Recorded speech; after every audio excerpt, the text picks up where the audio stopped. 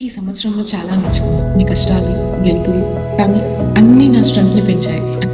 బయట జరిగిన ఈవెంట్స్ కన్నా కూడా నా మనసులో జరిగిన చేంజెస్ చాలా ఎక్కువ. ఈ సంవత్సరంలో నేనేం నేర్చుకున్నాను అంటే, కొన్ని కోల్పోయాను, కొన్ని గెలుచుకున్నాను. అవేంటో బ్రీఫ్‌గా చెప్పగలను. ఒక్క మాటలో చెప్పలేను. కోల్పోయిన వాటి దగ్గర ఎక్కువ నేర్చుకున్నాను. గెలుచుకున్న వాటికన్నా కూడా. నన్ను టెస్ట్ చేసింది. అదొక టెస్ట్ మ్యాచ్ లాగా గడిచింది ఆ ఇయర్. 2025లో నేను చాలా మారిపోయాను. నన్ను మార్చేసింది ఆ ఇయర్. సో, ఇప్పుడు రాబోయే 2026 నేను కొత్తగా స్టార్ట్ చేయాలి అనుకుంటున్నాను. So, let me all the past whatever it may be, good or bad.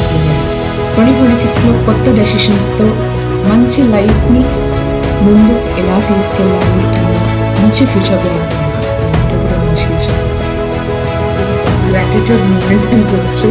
నా ఈ జర్నీలో సపోర్ట్ ఇచ్చిన అందరికీ చాలా చాలా చాలా thank you so much. Me love and comments నన్ను ముందుకు నడిపిస్తూనే ఉన్నాయి. ఎప్పటికీ నడిపిస్తూనే ఉన్నాయి. ఈ రాబోయే 2026లో కూడా ఇంకా ఎక్కువ ప్రేమ నా మీద చూపించాలని యాస్ అందరూ కోరుకున్నట్టే నేను ఇంకా ఎక్కువ కోరుకుంటున్నాను. అండ్ మీ బ్లెస్సింగ్స్ కూడా ఉండాలి. నా మీద ఉండాలి. నా ఫ్యామిలీ మీద, ముఖ్యంగా మా పాప మీద.